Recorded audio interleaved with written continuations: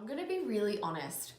When I first started learning about online courses, I thought it sounded really simple. I thought that I would just make a course that was something people wanted, get it the right vibration, say the right affirmations, and it would just sell. Voila. When this didn't happen, it completely crushed me. So when I first tried to sell, I guess my first online course, I tried to do it as like a series of 3 masterclasses that I was then going to record and sell as a course afterwards. And no one bought it. It was totally crushing. I was like, oh my God, nobody bought. When I reflect on it, it's funny to me. So this was a number of years ago now. And I did like this mini free sequence to get people in, and no one bought it. And I completely stopped. I was like, oh, okay, I'm not gonna do this again. This was a failure, I'm a failure, and I stopped, right? So much wrong with that strategy right there. But that's what a lot of people do. And it's what a lot of people end up doing because we get sold this idea that it's really simple and easy and that's all you really need to do, when it's absolutely not. So today, I'm going to share with you my 5 completely unsexy truths about getting an online course off the ground, from what I've learned of actually going through the process of now making that happen. So welcome back to my channel. If you've been here before, if you haven't, hi, I'm Alexis Harvey. I'm a money coach. I help creatives, entrepreneurs, coaches, and change makers to change their relationship with money so that they can make and save more and ultimately fulfill their purpose and live a deeply fulfilling life. So if that's you, make sure you hit subscribe to my channel, stick around. I release 2 new videos every week.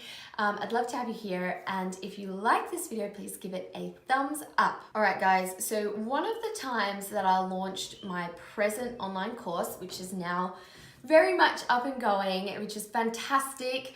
But one of the times I launched it, I followed one of these polished launch strategies to a T. I hired someone to help me with ads, to help me build the funnel, put all the email sequences together, and I followed it completely. And it did not work. I did not get, for that round, any sales from that strategy. I got it from pivoting and doing something entirely different at the end. So what I want to share with you is these 5 unsexy truths that's actually enabled me to get my online course off the ground. And it's not the sexy, polished webinar sequence or video series sequence that you might have seen. And I just want to share this with you because I think this is what is really real. So why didn't this polished launch strategy work for me? Well, in a nutshell, it was completely wrong for my stage of business. This is so important. It was wrong for my stage of business. My stage of business was not ready for an automated way to sell that was just straight off a webinar.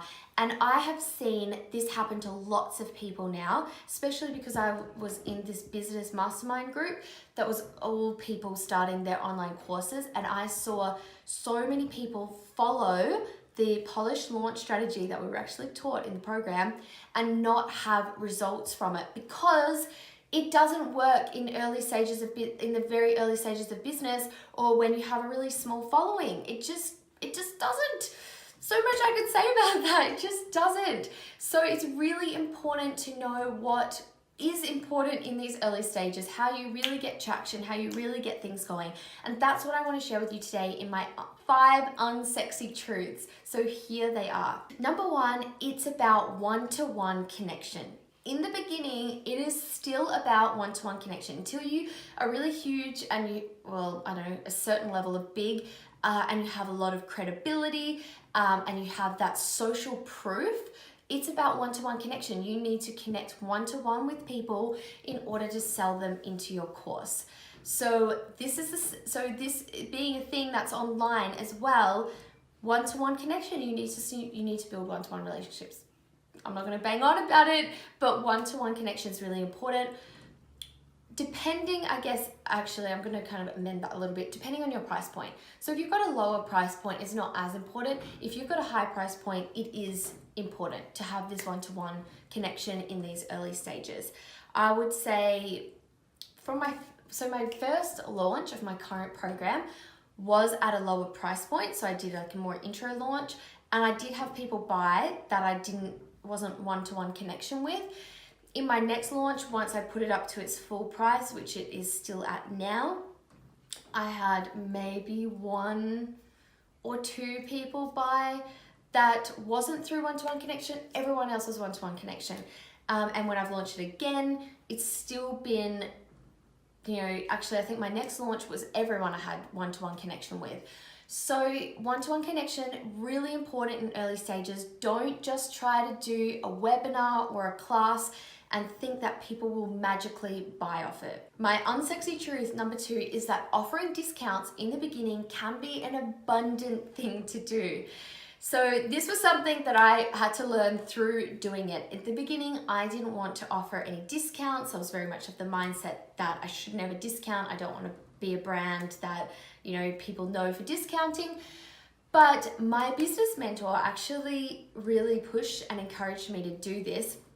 This was in the first round of me offering it at full price. And it was something, so if you have abundant sales flowing in, you're not going to need to do this. But if that's not you, if you're trying to get your course off the ground and you're struggling to sell it, then offering discounts can be a really good thing to do, because it can help people get people over the line that aren't over the line already and that are not probably going to buy if you don't offer a discount, which is also really, it is harder to get people over the line when it's the first time you're running the course, or it's the first couple of times. You don't have a lot of social proof yet, you don't have a lot of testimonials yet, or people just aren't seeing you maybe as a really highly credible person in your field. Then offering discounts to actually get more people in than you would have otherwise, to make more money than you would have otherwise, to get more energy, traction, and momentum around your course than you would have otherwise, is actually a really good thing to do. I think it's actually not bad, but you are cutting off the flow of abundance and getting your course going if you won't do that based on the principle that you just don't want to offer any discounts. You want everyone to buy in full price. You've priced it at a high price. You're not getting the sales. It's the first time or the second time that you're running it. I think you're shooting yourself in the foot a little bit, and discounting can be your ally. So when you're doing it for this specific purpose, then I think it can be your ally, and for me it was definitely something that helped me gain more traction and more momentum. So something worth considering in those very early stages. Number 3 is do not follow those launch strategies that you've been taught. Now, this obviously goes against everything that you get taught about doing launches. But I think in the beginning, you can follow one of those launch strategies, but be prepared to do lots of extra different little things and to pivot and to just figure out how you can connect one-to-one with people and sell people into your course. I think following one of those strategies and then it not converting is really disheartening, and it's probably not going to convert in that kind of first, second, third time that you're launching your course. It's just not, the strategies aren't designed for those very early stages. They're designed for later stages. And those strategies do help build momentum towards later rounds. But I think in the beginning, doing a bit more guerrilla style, just talking to people, having one-to-one conversations, putting content out there, getting people to contact you, I think that's the best way to actually get started and get things moving. Number 4 is that you won't magically know how to sell it, so don't expect that you will. You are gathering data, you're figuring out what works, what message resonates, what outcomes resonates, what pain points resonates. You're figuring everything out. So don't expect that, from the very beginning, from the first time you run it, you're going to know the very best way to communicate and sell it. You will get better at selling it every single time. You will refine it. So the first few times you do it, it's just your first iterations, and you're going to adjust every single time and keep optimizing. And my unsexy truth number 5 is that self-doubt will come up, and if you're not careful, it will absolutely flatten you. And I think it's the strongest or the most challenging in that launch number 1, 2, maybe even 3, because you don't have a solid grounding from any external validation yet that your course is really amazing.